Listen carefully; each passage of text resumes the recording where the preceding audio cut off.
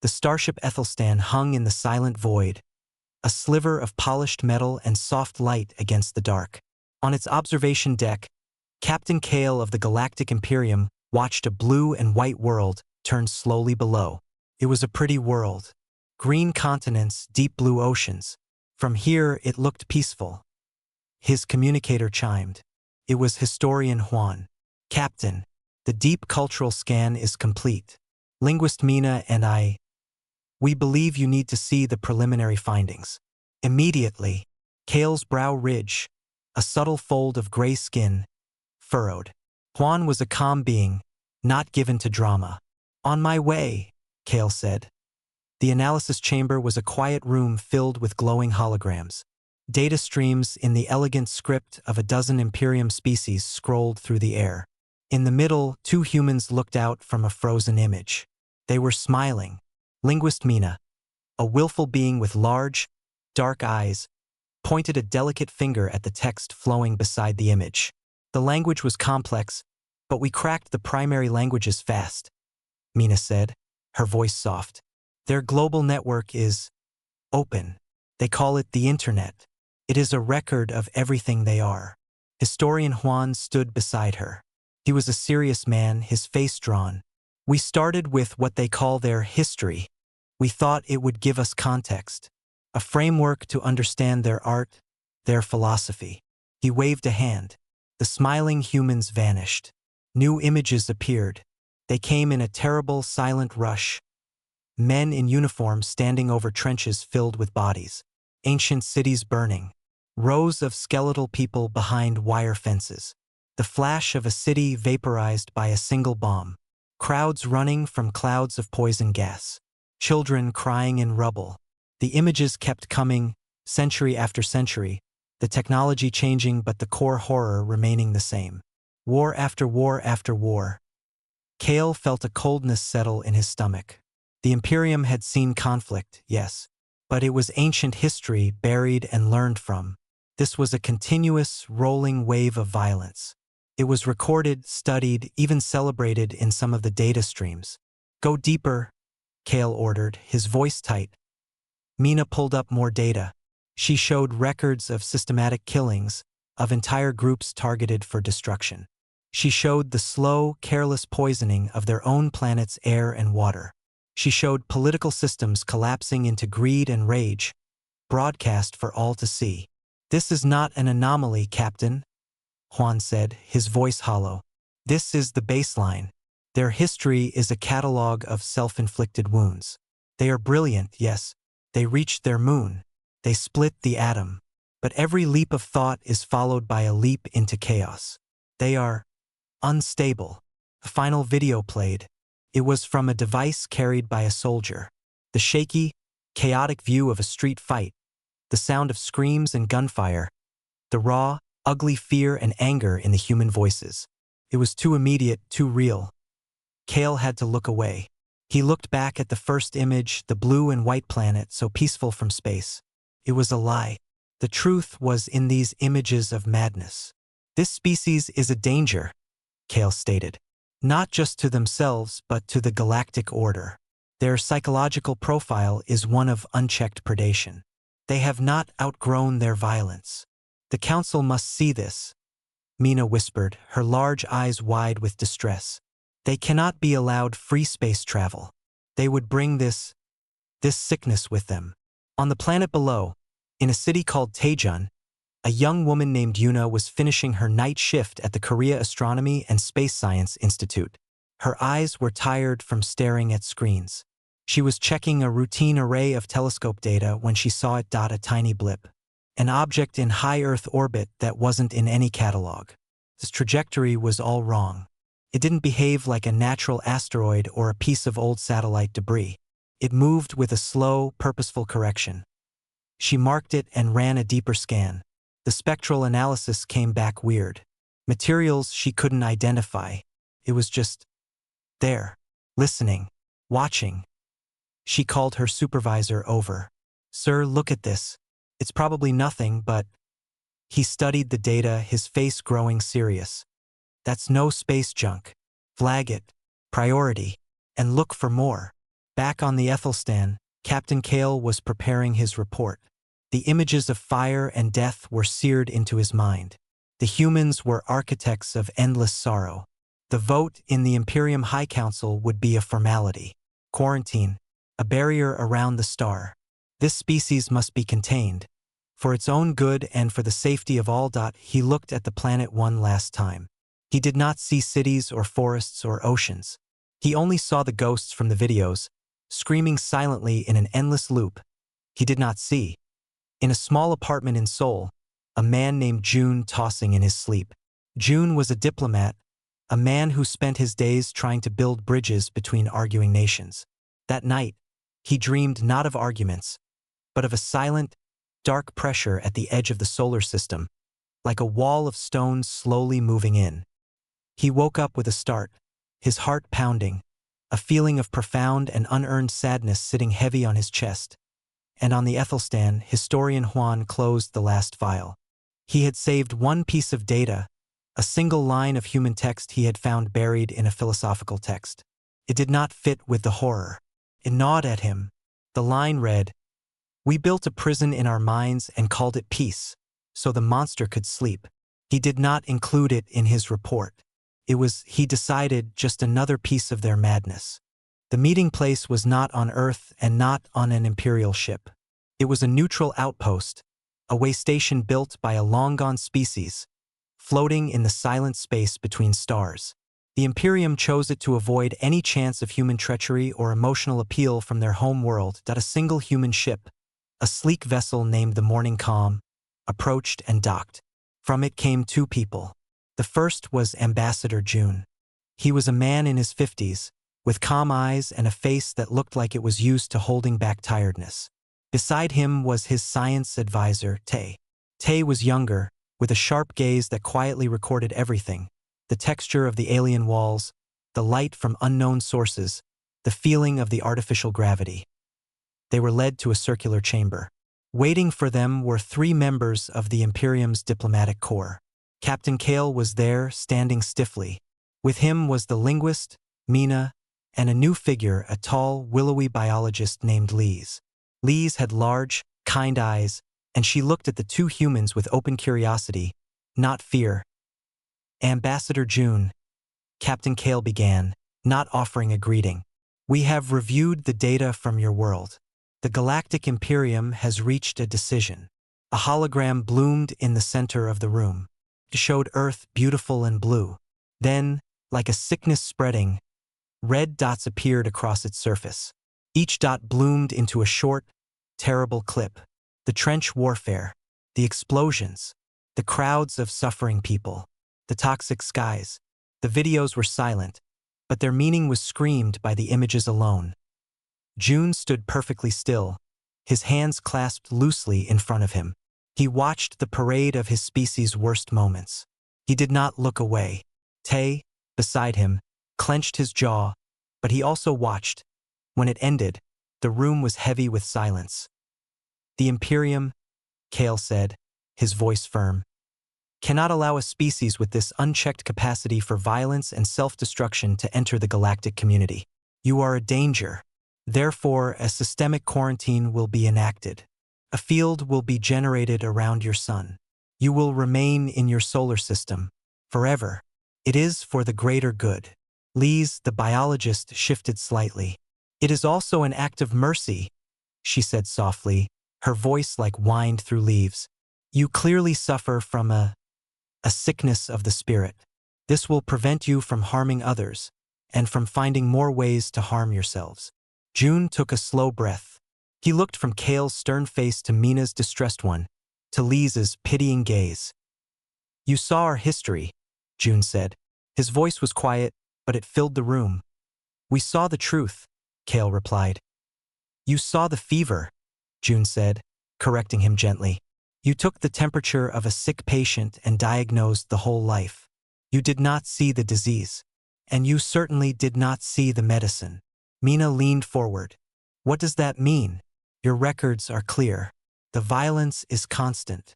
"It is," June agreed, nodding. "It was. But why? You are historians, scientists. Did you ask why a species so clever would also be so cruel? Did you look for a cause? Or only the symptoms? Tay spoke for the first time, his voice calm but direct. You scanned our geological layers, our ice cores, our genetics. Did you find nothing unusual? No gaps? No evidence of a reset? Lise blinked. Your planet shows standard evolutionary progression. There are catastrophe events, yes. Asteroid impacts, volcanism. Nothing outside normal parameters. Not the planet, Tay said almost to himself. The mind. Kale made a dismissive gesture. This is evasion. Poetry to avoid the hard truth of your actions. The decision is made. Engineers are already moving to the edge of your system to begin construction. You have 3 of your months to say your goodbyes to the stars. For a moment, June's calm mask slipped. A deep, profound sadness washed over his features, so heavy it made Mina look away. It wasn't the anger or panic they expected. It was grief. You are making a mistake, June said, the sadness hardening into something else. Not a threat, but a certainty. You are judging a book by its bloodiest chapter. You closed the cover before the story turned. Our dark age was not our definition. It was our recovery. Recovery from what? Lise asked, her scientific mind caught by the word. June looked at her, and for a second his eyes seemed much, much older. From knowing too much. From being too powerful. From a war so old we made ourselves forget it. The violence you saw, that was the aftermath. That was the pain of a child who has lost a limb, still feeling it itch, and hitting everything around it because it cannot understand why it hurts. The room was silent again. Kale shook his head. He had heard enough. Fanciful stories. The quarantine will proceed. You will be escorted back to your ship. You may inform your people. As they were led away, Tay glanced back. He saw Lise watching them, her head tilted in thought. He saw Mina looking at the now blank space where the horrible images had played. He saw Captain Kale already turning away. His mind closed out on the walk back to their ship. June walked slowly. They did not listen, Tay said quietly. They were not ready to listen, June replied. They see monsters. It is hard to convince a man you are not a monster when he is already building a cage for you. Back on the Ethelstan, Lise approached Kale. Captain. His words, the metaphor of a lost limb. It is a specific neurological phenomenon. What if there is something missing from our data? A psychological scar on a species-wide level. Kale was reviewing the quarantine protocols. It does not matter, biologist. The symptom is the danger. The cause is irrelevant. The patient must be isolated. But later, in her quarters, Lise pulled up the raw human genetic data. She looked past the standard codes, searching for anomalies, for edits, for anything that looked like a patch. She found nothing obvious. Yet June's sorrow had felt real. Not the sorrow of a caught predator, but of a misunderstood healer on Earth. The news of the quarantine began to spread from government channels, causing fear and anger and despair. In a lab in Taejun, Dr. G read the bulletin, her hands going cold. She looked from her screen to her quiet particle reactor, where tiny lights danced in patterns that had begun, just in the last day, to look less like chaos and more like a language. A language she felt she should know. She thought of June's last message before he left. Hope for understanding, but prepare for silence. The silence, it seemed, was coming. But in her reactor, the particles were starting to sing a very, very old song. The silence did not come. Instead, a low hum of wrongness began to vibrate through the edges of human space. It was not a sound you could hear, but a feeling, a pressure. The Imperial engineering fleet was massive. Dozens of ships, shaped like smooth black seeds, took up positions far beyond the orbit of the last human planet, Neptune. They began to unfold, releasing strange machinery that glittered like ice. These were the quarantine field generators. Once activated, they would create an invisible wall of tangled physics. Nothing from inside could get out. Not a ship, not a signal, not even a desperate prayer. On Earth, people were afraid and angry. But in specific places, a different feeling was growing. a feeling of remembering a word that was stuck on the tip of the tongue. Taejun. Dr. G rarely left her lab. Her particle reactor was now behaving in ways that broke every rule she knew. The tiny particles inside did not bounce around randomly. They moved in patterns. Beautiful, complex patterns that repeated and evolved. She had seen such patterns before in textbooks about crystal growth or in the shapes of seashells, but never in a cloud of pure energy. She filmed the patterns and sent them to the best minds she knew. The responses were confused, excited, frightened. One physicist, an old friend, wrote back, "Gee, this looks like a language. Or a code. What are you feeding that reactor?" Nothing. That was the terrifying part. She was feeding it nothing new. But the reactor was responding to something else. She began to cross-reference the data. The most complex patterns always happened when her lab was on the side of Earth facing a specific point in space. The point where the Imperial fleet was gathering. Meanwhile, in the Gobi Desert, an international archaeology team was close to giving up. They had been digging for months, following ancient maps and ground-penetrating radar that promised a structure. They found it on a cold, windy morning. Not stone or bone, but a smooth, dark gray metal that was cool to the touch even under the sun. It was a monolith about twice the height of a person, buried upright. They could not scratch it. Their tools broke. Their scanners returned nonsense readings. It was perfectly smooth with no markings. But when the sun set and the desert grew quiet, the lead archaeologist, a man named Ben, heard it. A hum. So low it was more a vibration in his teeth than a sound. He called a friend, a musician with equipment for measuring sound frequencies. They recorded the hum. It was a steady, pure tone. The musician looked at the readout, confused. This isn't natural. This is a perfect frequency, like a tuning fork for the universe. Ben, on a hunch, sent the frequency to a colleague who knew Dr. G. The colleague saw the number and felt a chill. It was the same base frequency as the repeating pattern in G's particle reactor. On the International Space Station, Engineer Yuna was busier than she had ever been. Her detection of the alien probe had made her the point person for monitoring the Imperial fleet's movements. She watched their cold, efficient progress on her screens. Each new generator placed was like a stitch closing a wound around her entire species. The stress was immense. She slept little. When she did sleep, she dreamed of equations. Not the clean, simple ones from her textbooks, but sprawling, wild things that looked like forests made of numbers and symbols. She would wake up with her heart pounding, the ghost of the knowledge fading from her mind, leaving only a feeling of immense loss. One day, during a quiet moment, she was looking at a live feed of Earth.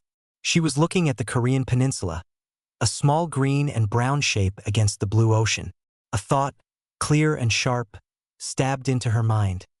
Check the resonance. It was not her thought. It felt inserted. She shook her head, blaming exhaustion. But the thought wouldn't leave. Almost against her will, she pulled up the station's external monitoring array. She filtered for low-level energy resonance across the planet's surface. A map appeared. Most of the globe was quiet, but there were points of light. A steady pulse in Taejun, South Korea. Another, stronger one in the Gobi Desert. A third, flickering under the ice of Antarctica. They were all pulsing in perfect time. And the pulse, it matched the signature of the alien generators being assembled. Yuna's blood ran cold. Then hot. This was no coincidence. The alien technology was doing something. It was activating something on Earth. She compiled the data, her fingers flying across the keyboard. She had to send this down. People had to know. As she prepared the transmission, a different screen flickered. It was the direct feed from the main observation cupola showing the stars. For a fraction of a second, the stars did not look like points of light. They looked like lines, like connections in a vast neural network. She blinked, and it was gone. On the Imperial Survey ship Ethelstan, historian Juan was troubled. He had requested all data from the humans' internet that mentioned forgotten wars or lost history.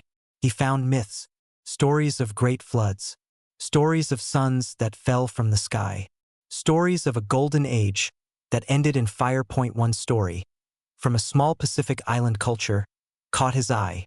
It spoke of the people growing so proud they could sing the mountains into the sea and dance the stars from the sky. But they grew angry, and their song became a scream that shattered the world. So they chose to drink the water of forgetting. To save what was left, it was just a story. But it echoed what Ambassador June had said. A war so old we made ourselves forget it. He went to find linguist Mina. She was in her quarters looking at human art. Not the violent images, but older things. Cave paintings. Simple pottery. Mina, Juan said, what if their violence is a symptom of damage, not their nature? Mina touched a picture of a deer painted on a stone wall. It was gentle, full of life. Their art has beauty. Their music has joy. I have listened to it. It does not match the horror. It is as if there are two species in one. She looked up. Captain Kale will not listen. The council's decision is final. But what if the decision is wrong? Juan pressed. What if we are not quarantining a disease, but interrupting a healing process? Before Mina could answer, the ship's alarm chimed softly. A priority message from the engineering fleet. It was a routine update, but at the end of the report, the chief engineer had attached a note. We are detecting faint, anomalous energy readings from the third planet, consistent with background psychospheric residue. Likely residual energy from their collective traumatic history. No threat to operations. Psychospheric residue. A theory that deeply emotional or traumatic events could leave a faint echo in spacetime. Juan and Mina looked at each other. The engineer saw it as a curiosity. But to Juan it sounded like a scar. And scars are evidence of a wound, and of survival. On Earth, Tay, the science advisor, was home. He had been ordered to rest after the stressful meeting. He slept for 16 hours straight. When his wife checked on him, she found him not in his bed, but at his desk. He was still asleep, his head on his arms. Under his cheek was a sheet of paper. On it, he had drawn, in perfect, neat lines, a complex geometric shape that seemed to fold in on itself forever. Around it were lines of symbols that were not any math or language she knew. She gently shook him awake. Tay jerked up, his eyes wide and unfocused for a moment. He looked at the paper, then at his own hands, as if they belonged to someone else. What is it, Tay? His wife asked, worried. Tay stared at the shape. A deep, old memory, not his own, floated just out of reach. I don't know, he whispered truthfully. But I think it's an off switch. The fear on Earth turned into a storm. Governments argued. Some wanted to fight, to launch every missile at the distant, dark shapes near Neptune. Others called for surrender, for begging the Imperium for mercy. Panic filled the streets and the airwaves in the middle of the chaos. The news from the Gobi Desert was a strange puzzle piece that didn't fit. A team of scientists, led by Dr. G from Taejun, had joined the archaeologists. They confirmed the monolith's hum matched the strange energy from her reactor. It was also growing slightly warmer. Satellites showed the other sites Yuna had identified from space. The one under the Antarctic ice was melting a perfect, cylindrical shaft upward. Something was waking up. The Imperium's commander in charge of the quarantine operation was named Forlac. He was not like Captain Kale, who felt a grim duty. Forlac felt disgust. To him, humans were a cancer. He watched the reports of human panic with satisfaction. They were proving his point, an unstable, emotional species. His sensors also picked up the anomalous energy from Earth, the psychospheric residue. It was getting stronger, forming a faint, glowing network across the planet. His science officer told him it was harmless, just echoes of pain. Forlac disagreed. Pain was a weakness, but it could also make a creature dangerous. He decided to be proactive, to sterilize the anomaly. He would show the Imperium Council that he was not just a builder of walls, but a cleaner of problems. He did not ask for permission. He gave an order to one of his support ships, the Lancet. Target the source of the strongest anomalous energy signature on the planet. Use a kinetic projectile. Clean the site. The Lancet moved into position. It was over the Gobi Desert in minutes. It fired a single, slender rod of dense metal. It was not an explosive. It was a spear, designed to hit the ground at incredible speed and destroy everything in a small, precise area in the desert. Dr. G was standing near the monolith, recording the hum. Ben, the archaeologist, was making coffee on a small stove.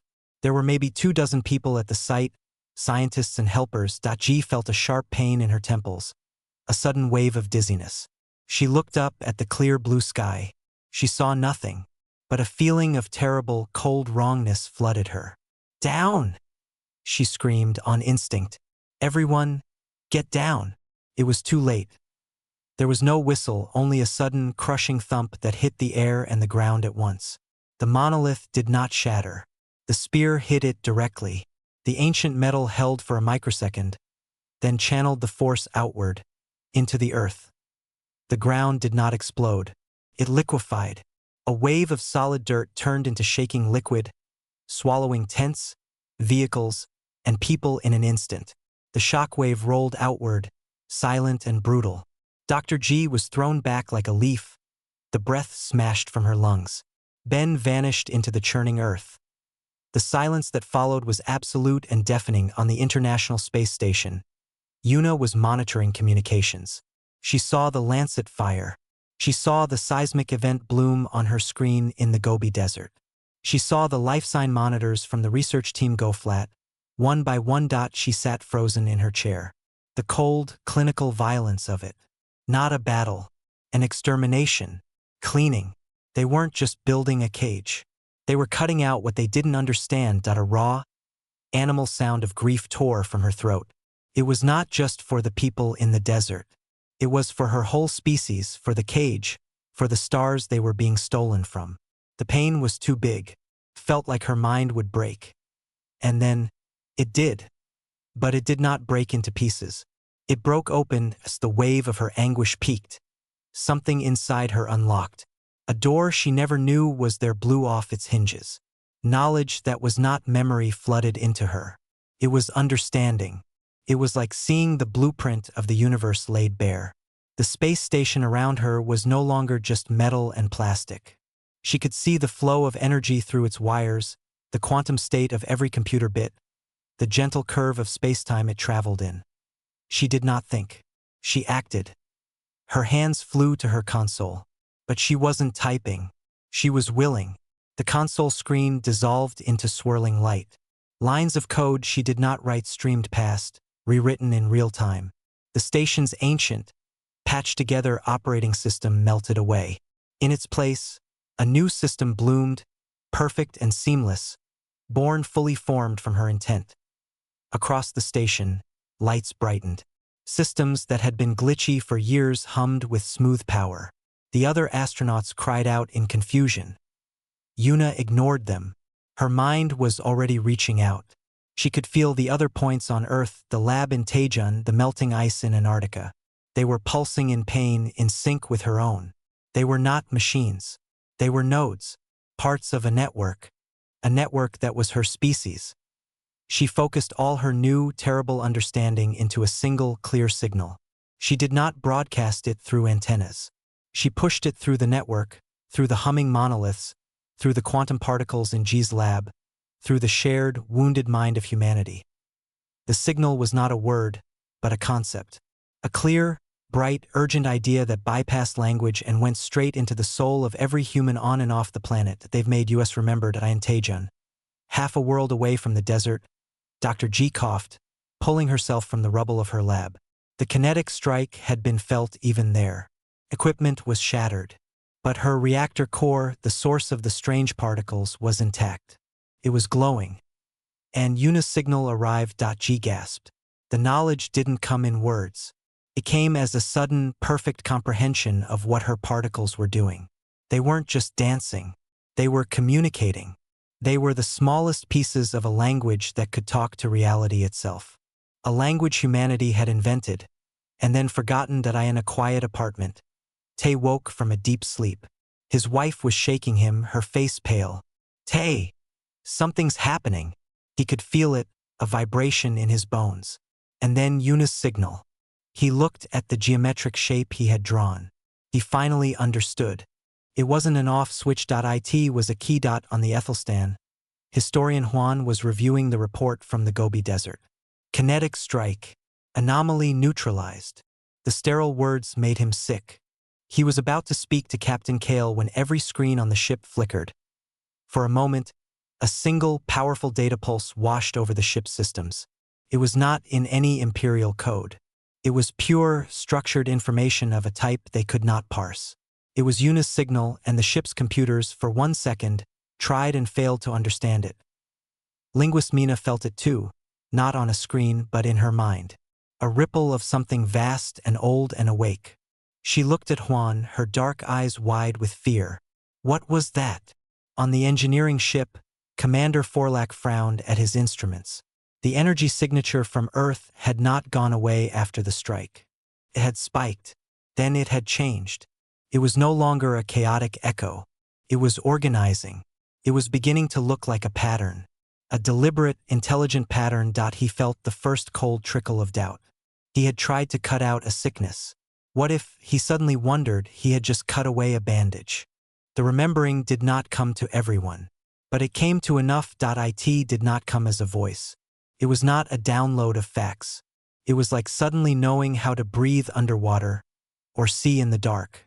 A deep, old part of the mind, asleep for millennia, opened its eyes on Earth. The panic did not stop, but it changed. In certain places, a strange calm settled in her shattered lab. Dr. G stood up. Her body ached from the distant impact, but her mind was clear, brighter than it had ever been. She looked at her reactor.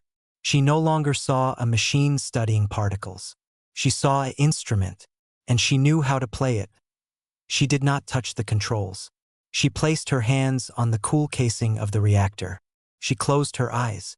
In her mind, she saw the dance of the particles not as lights on a screen, but as a song. A simple, foundational song of creation. She hummed a note, low in her throat, matching the hum of the buried monoliths. Inside the reactor, the particles stopped their complex patterns. They aligned. They became still, and then, as one, they pulsed. A wave of pure, coherent energy, too subtle for most instruments to detect, radiated outwards. It was a single word in a forgotten language. The word for link. In Antarctica, the ice finally gave way. The object there was not a monolith, but a perfect, smooth sphere. It rose into the cold air, hovering silently. As Dr. G's pulse reached it, its surface shimmered like wet stone. It began to emit the same pulse, amplifying it, sending it across the planet's magnetic field. In cities, in villages, people stopped what they were doing. A man fixing a car dropped his wrench, his eyes distant. A woman painting a picture let her brush fall. Her head tilted as if listening to a beautiful, faraway sound. A child, crying in fear, suddenly went quiet, a look of wonder on her face. They were the ones who could hear the song. They were the nodes, the conductors. They did not become different people. They became more of who they always were. The artist saw the flow of light as a tangible thing. The mechanic understood the true language of force and friction. The child saw the connections between all living things, glowing like gentle threads. They began, without speaking, to in a power plant in Seoul. The engineers watched their controls in shock. The grid was stabilizing on its own. Fluctuations smoothed out. Efficiency climbed to impossible levels. It was as if the electricity itself had decided to behave perfectly. On farms, stressed crops seemed to perk up, their growth patterns subtly shifting towards perfect health.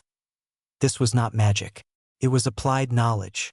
A knowledge that understood the fundamental codes of matter and energy, and could make gentle, polite suggestions to them. In space, Yuna was the conductor of a silent orchestra. From the station, her mind, now vast and quiet, could feel the awakening network on the blue world below. She could also feel the cold, hard points of the Imperial fleet. Their quarantine generators were almost ready. They were beginning their activation sequence, weaving a net of forbidden physics around the sun. Yuna understood the net. She saw its equations. It was strong. It was clever. To a species that only knew how to push against things, it would be unbreakable. But humanity was no longer just pushing. They were persuading. She focused on the nearest generator. She did not attack it. She simply looked at it with her new understanding. She saw the flaw in its perfect design. Not a flaw in engineering, but a flaw in concept. It assumed space was empty and inert. It was not. Space was a living thing, and humanity had just remembered how to talk to it on the Imperial Command ship. Commander Forlax's doubt was now full-blown alarm. "Report!" he barked. "The energy signature from the planet, it's coherent. It's structured like a thought pattern," his science officer stammered. "And it's interacting with our systems." Interacting? How? The quantum field stabilizers on Generator Prime, they're becoming unstable. The local laws of physics, they're softening. "Sir, the generator is starting to forget what it's supposed to do." On Earth, Ambassador June sat in a quiet room. He had been recalled from the doomed diplomatic mission. He felt the change move through him. For him, the remembering was of scope of time. He saw the long, long story, the ancient war that was not fought with ships and guns, but with concepts and realities. A war that had broken the universe in small ways. The voluntary forgetting, the long, painful childhood of humanity, struggling with the ghost of its own power, manifesting as violence and madness. He had told the truth. They had only seen the fever. A screen in front of him lit up. It was a direct, urgent request for communication from the Galactic Imperium Council. His face, once tired, was now serene. He knew what he had to do. He had to explain. One last time. On the Ethelstan, Captain Kale watched the data with growing horror. The planet below was glowing. Not with radiation, but with structured light patterns that traced continents and ocean currents. It was beautiful and terrifying. Historian Juan pointed a shaking finger at the visual display. The patterns, they matched the symbols. The ones from their oldest myths. The ones about singing mountains and dancing stars. Linguist Mina whispered, "They're not trying to break the quarantine. They're talking to it. And space is listening." The communication channel opened. Ambassador June's face appeared on the main screen. He looked at them, his eyes holding a depth that had not been there before. It was like looking into a calm, old ocean. "Counselors," June said, his voice gentle but carrying immense weight. "You were horrified by our nightmares. You built a cage for the monster you saw in them." He paused, and a sad, small smile touched his lips. "You never stopped to ask what being capable of such nightmares allowed us to dream." Behind him, on a window, the lights of his city were not just shining. They were pulsing in rhythm with the heart of the planet. Forlax's face appeared in another window, angry and afraid. "Do not listen to his lies. He is trying to confuse us. All weapon systems target the population centers. Break their concentration." But before the order could be relayed, Yuna, from her station in the silent void, finished her thought. Far out near Neptune, Generator Prime shimmered. Its hard, definite edges blurred. The fierce energy holding its shape began to relax. The dense metal of its structure didn't melt or explode. It unfolded, like a piece of paper being carefully opened. It transformed from a machine into a vast, intricate flower made of light and molten alloy. It was beautiful, useless, and utterly harmless. Then the next generator in the network did the same. And the next. They weren't being destroyed. They were being redefined. Their purpose was being gently, firmly edited out of existence. The terrible, closing net around the sun simply came apart into a series of floating, brilliant sculptures. Silence filled the bridge of every Imperial ship. The weapon crews had nothing to target. The engineers had nothing to build. Their great, fear-based project had been dissolved not by force, but by a deeper understanding. June looked into the screen, right at Captain Kale and the others. "You tried to cage us," he said, not with anger but with pity. "But you only succeeded in waking us up. The child is done sleeping now, and it remembers it is a giant." The galaxy held its breath. The Imperial Armada, the proud fleet that was to enforce order and safety, hung motionless. their greatest creation, the unbreakable quarantine field, now drifted in pieces, transformed into harmless, glowing art. There were no explosions, no screams over the comms, just a profound, echoing silence that was more frightening than any war cry on the command ship. Commander Forlax stared at his screens, his mind empty of everything but cold terror. His weapons officers looked to him for orders. What order could he give? Target the flower-shaped debris? Bombard the planet that was now gently pulsing with a light that looked like a heartbeat? All ships, he finally croaked, his voice rough, form defensive perimeter. Prepare for retaliatory strike. But no strike came. The human ships, what few they had, did not move from their orbits around Earth. The planet itself did not fire any weapons. It just continued to glow, soft and steady. On the Ethelstan, Captain Kale watched Ambassador June's face on the screen. The man's calm was absolute. It was the calm of a mountain, not of a predator lying in wait. "You have demonstrated a new form of warfare," Kale said, his voice tight. "You have incapacitated our technology. The next logical step is attack. Why do you wait?" June's head tilted slightly. "Warfare? Captain, you watched a man repaint his house and called it an attack on the neighborhood. We did not fight you. We simply changed the environment. The environment was not suitable for cages." Before Kale could answer, a new signal, wider and clearer, flooded all Imperial channels. It was a visual feed originating from the International Space Station. It showed Engineer Yuna. She looked tired, but her eyes were clear and focused. "People of the Galactic Imperium," she said, and her voice was translated instantly. "Do not be afraid. We will not harm you. We are going to show you why." The view on the screen split. One side remained on Yuna. The other showed a live view of the Imperial Armada from distant human observation probes. "Your fleet is powerful," Yuna said.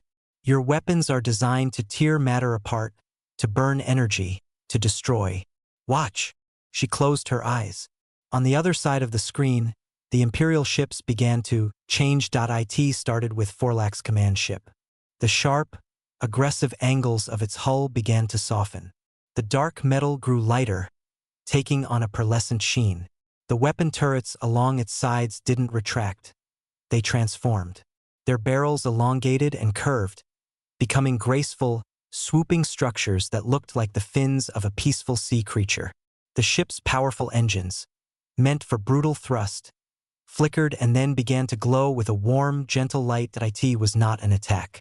It was a revision. On the bridge of his ship, Forlax felt a wave of warmth pass through him. The harsh, artificial lights softened. The constant, low hum of the engines became a quiet, musical tone. The fear and anger in his mind didn't vanish, but they were suddenly surrounded by a deep, impossible sense of peace. He felt like a man who had been shouting for years and had just walked into a silent forest. Across the fleet, the same thing happened. Warships became sculptures. Fighter craft became shimmering, bird-like forms that drifted gracefully. The cold, functional interior of every vessel grew warmer, the air sweeter. It was as if the very idea of weapon was being gently erased from their design. "We are not taking your ships," Yuna's voice continued, soft but firm. "We are reminding them what they could be. All matter has a song. You taught yours to scream. We are helping it remember it can also sing." On Earth, the process was deeper. In cities, people walked outside, looking up at the sky or at their own hands. The artist who had dropped her brush now walked up to a concrete wall. She placed her palm on it. The concrete shimmered, its gray coldness melting away into a living, lichen-covered stone, vibrant with color and tiny, glowing moss. It was not magic. It was a correction, a return to a more natural, harmonious state. Dr. G, her connection to the network solid, directed her will not at the Imperium, but at the wound in the Gobi Desert. The liquefied, scarred earth began to settle. It didn't just dry out. It organized. Minerals rose and fell, forming delicate patterns. New, resilient plants, species unseen for millennia, sprouted from the fertile ground, growing at a visible, calming pace. It was a healing. Ambassador June watched the reports flow in. He spoke again to the silent, stunned Imperium Council. You saw our history as a linear path to greater violence. You were wrong. It was a circle. We fell from a great height, Captain. The crash was terrible. We spent 10,000 years in the wreckage, hurt and confused, lashing out at everything around us, including ourselves. You arrived at the moment we finally stood up and brushed off the dust. Biologist Lees, aboard the Ethelstan, was crying. They were not tears of fear. They were tears of overwhelming revelation. Her instruments were going wild, not with danger readings but with life readings. The transformed ships were now registering as semi-living ecosystems. The humans were not destroying. They were biomorphing, turning cold tech into warm, living art. They are not monsters, she whispered to Captain Kale. They are gardeners, universe gardeners. And we tried to prune them. Kale could not speak. He looked at his own hands. He felt the new piece on his ship. It was not a trick. It was a deeper reality settling in. The humans had not fought them with strength. They had out-understood them. They had made conflict itself seem childish, unnecessary. The final proof came from the edge of the solar system. The network of awakened human minds, with Yuna as the focal point, turned its attention to the last vestige of the Imperial threat, the massive support fleet and its remaining untransformed technology. Instead of transforming these ships, they simply invited space to disagree with them. Around the Imperial vessels, the vacuum of space developed a gentle but firm pressure. It was like being in thick honey. The ships could not move forward. Their engines flared, but they went nowhere. Then the space in front of each ship curved, not into a weapon, but into a door point one by one, with soft, popping sounds of displaced air. The hundreds of Imperial ships were gently, kindly, pushed through these doors. The views from their bridges showed stars streaking, not from speed, but from being moved. When the space around them stilled, every Imperial ship found itself floating in the same formation. But now in the empty space near their own homeworlds, billions of miles away in an instant. They had not been attacked. They had been sent home, with a clear, unmistakable message. On the Ethelstan screen, June gave a final, small nod. You came to lock away what you feared, he said. We are not giving you fear in return. We are giving you a choice. You can see us as the end of your safety, or as the beginning of a new understanding. The horror is over. Now you must decide what to do with the awe. The transmission ended. The Imperium Armada was gone from human space. Only the beautiful, transformed sculptures of their own former weapons remained, drifting as peaceful monuments to a lesson learned. And the quiet that followed, humanity looked at the stars, not with weapons, but with open, gentle eyes. They remembered who they were. And for the first time in 10,000 years, they were not afraid of themselves. A year passed. The panic and fear in the galaxy had settled into a wary, humming quiet. The Imperium was not defeated. The ships were intact, its people unharmed. But its certainty was broken. They had been given a choice, just as Ambassador June had said. Many chose fear. They huddled around their homeworlds, watching the stars with new anxiety. But some chose curiosity. A single unarmed Imperium vessel, the Ethelstan, requested permission to enter human space. The request was simple: a cultural and scientific exchange.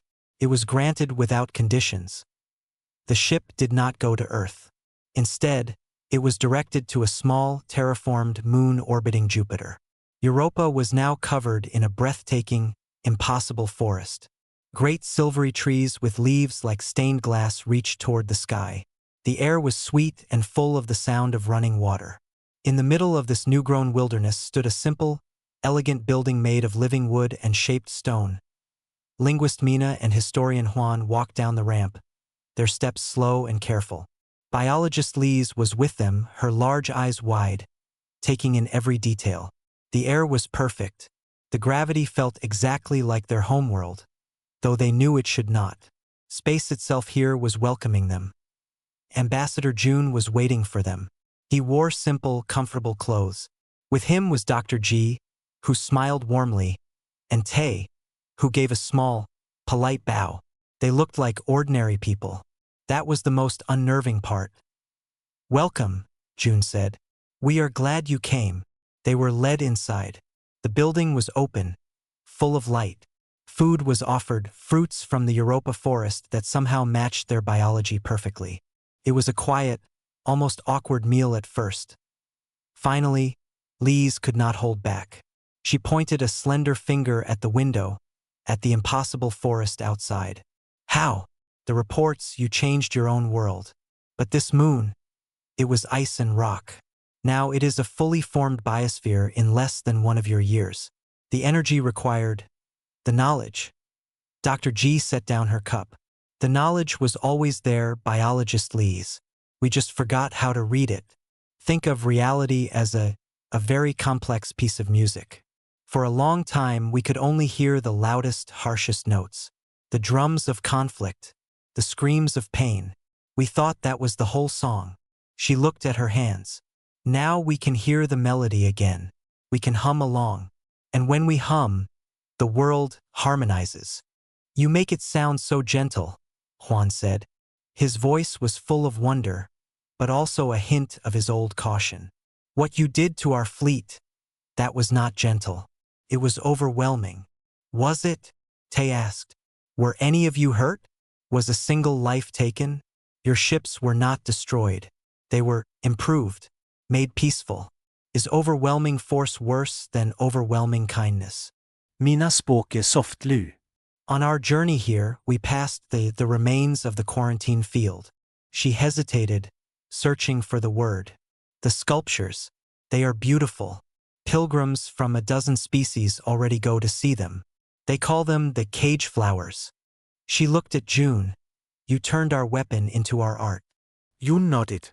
"A reminder, for you and for us, that the urge to cage is the first thing to let go of." After the meal, they walked outside into the forest. The ground was soft underfoot. Small, glowing creatures flitted between the trees. "We are not here to rule," June said as they walked, "or to teach in the way you might fear. We are here to share a different way of listening. You were horrified by what we revealed in our history. That horror was a mirror. You saw what happens when a powerful being forgets its connection to everything else. It becomes lonely, and lonely things often become cruel." He stopped and turned to them. "Your Imperium is not cruel, but it is lonely. You built walls between stars, categories for species, rules to stop chaos. You saw us, and your first thought was to build the tallest wall of all." Juan thought of the endless, rigid archives, the strict protocols. He thought of the Council's quick, fearful vote. He nodded slowly. "What do you want from us?" Mina asked. "Nothing," she said. "But we would like to offer you something. A gift, not of technology, but of perspective." Tay led them to a clearing. In the center was a pool of crystal clear water. It reflected not the sky, but a swirling pattern of stars, a map of the galaxy. "This is a window," Tay said. "Not to see, but to feel. Place your hand on the water." Lise, the scientist, went first. She knelt and touched the surface. It was cool. Then, a feeling washed over her. It was the feeling of the galaxy itself. Not as empty space, but as a living, breathing thing. She felt the gentle magnetic song of stars, the slow, patient thoughts of gas giants, the quiet hum of ancient rocks.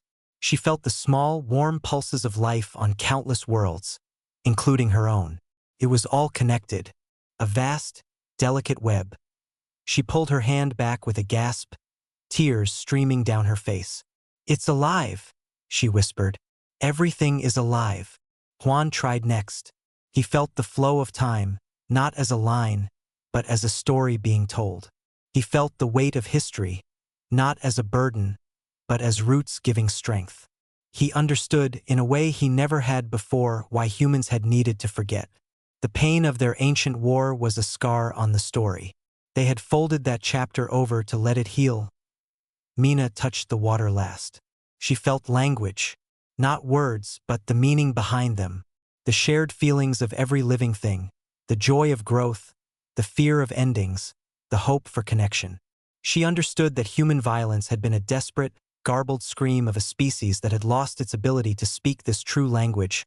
They stood back, silent, changed. "The horror you discovered," June said, his voice quiet among the trees, "was the wound. But you judged us by the scar. You never asked what body could survive such an injury. The answer is a strong one, a resilient one, and now a healed one." He looked up at the sky, where the stars were beginning to come out. "We are not your masters. We are not your saviors. Think of us as neighbors who have finally finished a very long, difficult repair job on our own house. We are now turning off the loud tools. We see you over the fence. And we are simply saying, hello." The visit ended. As the Ethelstan prepared to leave, Lise gave Dr. G a data crystal. "Our findings on cosmic ecology," she said. "It is limited, but it is our truth. A first step." G accepted it with both hands, a sign of great respect. "And this is ours," she said, handing Lise a simple, smooth stone from the Europa forest. It was warm to the touch and pulsed with a slow, comforting rhythm. "A piece of the melody, so you don't feel lonely." The ship departed. The Imperium Council watched their report, listened to the accounts of the forest moon, the feeling of the living galaxy, the simple, terrifying calm of the humans. There was no grand announcement. No surrender. But slowly, across the Imperium, the fear began to soften. The urge to build higher walls started to seem foolish. Like trying to block out the weather. On Earth, humanity went about its days. They built, they loved, they created. But now, when an engineer designed a bridge, it settled into the landscape like it had always been there. When a farmer planted a seed, it grew with effortless abundance. The old, sharp pain of their history was still remembered, but it no longer controlled them. It was a lesson, not a life sentence. The galaxy watched, and gradually, tentatively, it began to realize the most profound truth of all. The humans were not a threat to be contained. They were an invitation to grow up.